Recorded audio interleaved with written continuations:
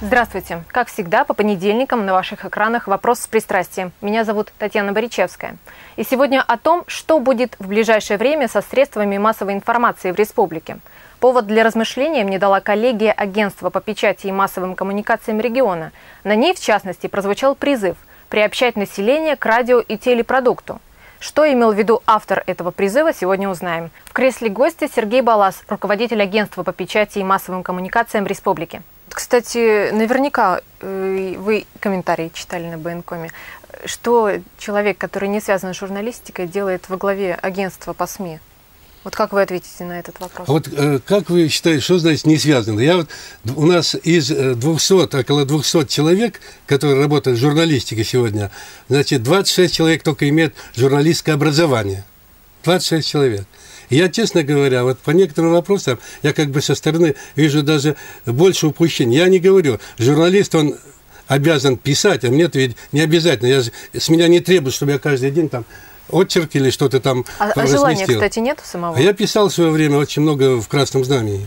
Сергей Яковлевич Балас, 65 лет, высшее образование, кандидат экономических наук. Работал на лесобазе, фанерном заводе, был заместителем директора и, собственно, директором нескольких ГПТУ. 3 года работал в Республике Мозамбик. С 89-го зампредседателя Сыктывкарского горисполкома. Потом председатель комитета по управлению муниципальным имуществом. С 95-го занимался бизнесом. В 2006-м возглавил управление региона по занятости населения. А с февраля этого года руководит агентством по печати и массовым коммуникациям. На коллегии, которая на прошлой неделе состоялась, несколько дней она длилась, и поднимались очень важные концептуальные вопросы. Да. В частности, прозвучало, что нужно развивать два направления, две стратегические задачи, как вы назвали. То есть приобщать зрителя к теле- и радиопродукту, как части культурного наследия. Что именно вы имели в виду? Ну, во-первых, надо говорить прямо, это не новая концепция, это мы продолжаем старое. Надо исходить из всего. Первое, что на территории Республики Коми агентство по печати и массовым коммуникациям реализует государственную политику в сфере печати и массовых коммуникаций, государственную политику. Она предполагает и исходит из законов Российской Федерации о печати и, собственно, Республики Коми закон о печати. А вы их проштудировали, кстати, эти законы? Это обязательно. Во-вторых, что нужно?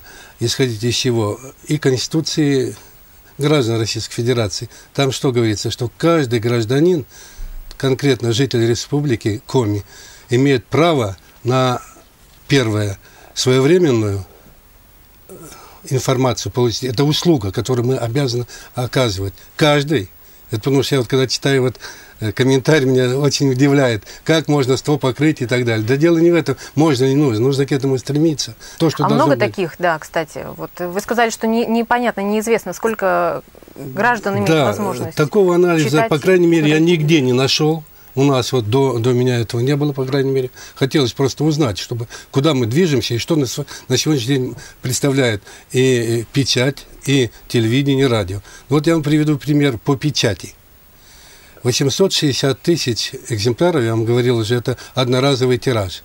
Это вот на сегодня? Это на сегодня, да, на сегодня, 860 тысяч. Из них 530 тысяч – это негосударственные и так далее. 530, остается 330. Так вот, из 330 одноразовых экземпляров мы на сегодняшний день 74 900 только, образно по производственному говоря, производим, выпускаем, печатаем и так далее. Это что, на всю республику? На всю республику. На почти миллион.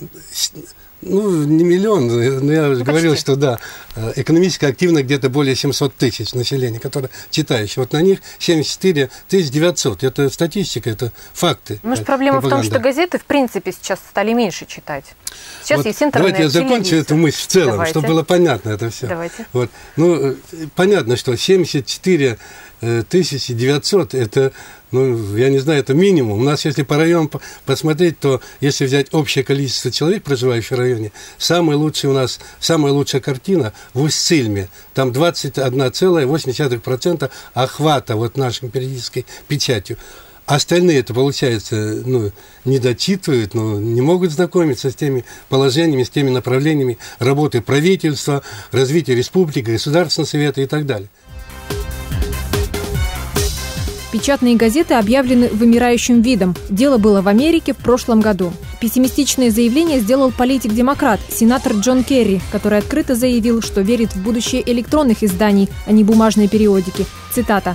«Вся информация, несомненно, станет онлайн, под стать развивающемуся виртуальному эгоизму, и поэтому сопротивляться изменениям бессмысленно». Полную информацию. Да, полную информацию. И к какому году, месяцу, числу вот эта цель ваша будет достигнута? Это, понимаете, это очень такой вопрос интересный. Это примерно вы меня спросили так же, когда-то обещали к 2000 году всем квартиры. Я не могу сказать, и мне кажется, никто сегодня об этом не может сказать. Мы к этому стремимся, это понятно.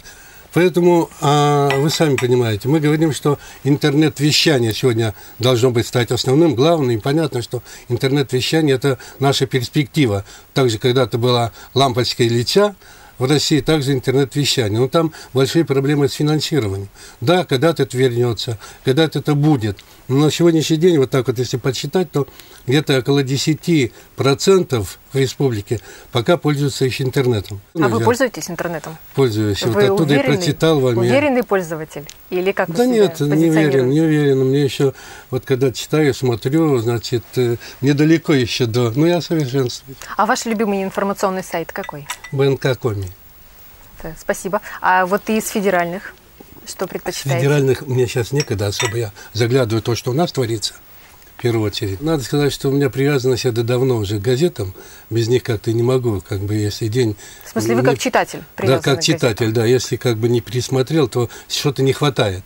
Ну, а подолгу я сегодня пересматриваю все районные газеты, потому что есть закон о единственном экземпляре, который обязывает, значит, в агентство доставлять это самое. Ну, мне интересно с точки зрения...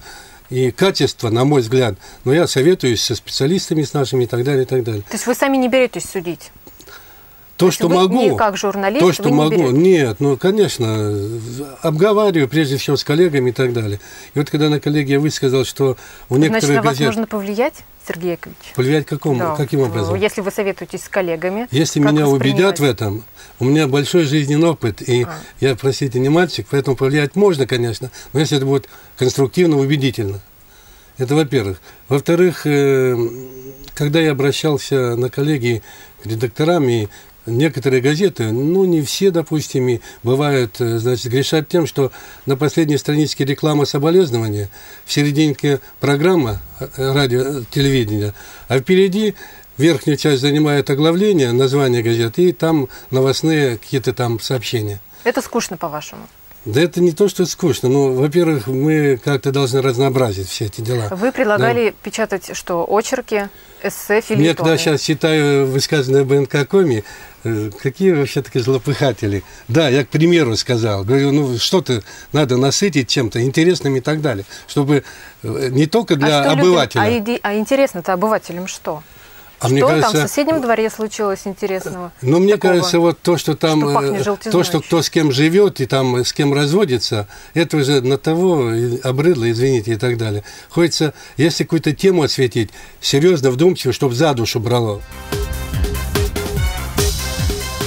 Что касается того, о чем пишут в прессе.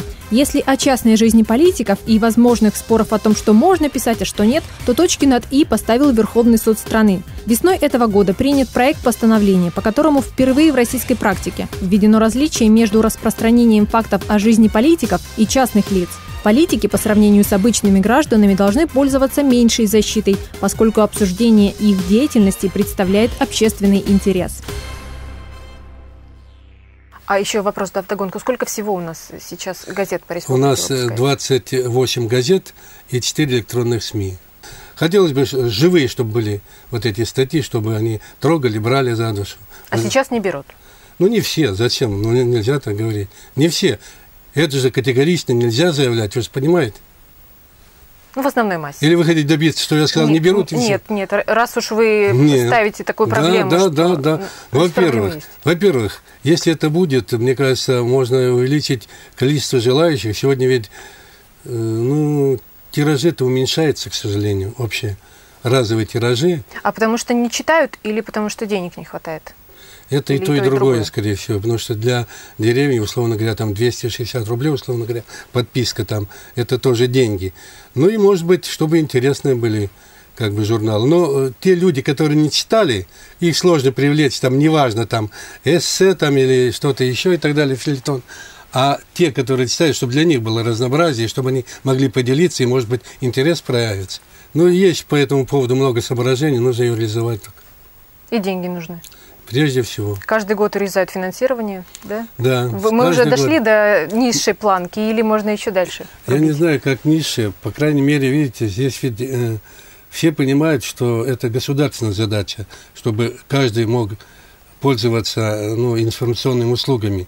Но, с другой стороны, у нас сегодня автономные предприятия, они, видимо, жизнь диктуют так, обязаны зарабатывать и сами. И заставили вот в недавнем прошлом, да, перейти на автономку? По крайней мере, год как уже работает в автономную, да. А оказалось, что единственный регион в России, который ошибочно перевел все учреждения. Да, оказалось, что это не соответствует закону. Делали? Это вопрос не ко мне. Это предшественница ваша? Я не знаю, просто не знаю. Было принято решение. Да, сейчас всем нужно переходить уже на очередную новую форму. По крайней мере, такое предложение поступило, и сейчас мы изыскиваем, какая форма была бы устраивала всех, и журналистскую братью, и правительство, с точки зрения экономики, чтобы было наиболее эффективно. И решались задачи, и в то же время было в рамках разумного финансирования. Пожелаю вам удачи в новом, да, для вас направлении. Да. Вот, будем читать газеты и смотреть телевизор. Спасибо. Спасибо вам.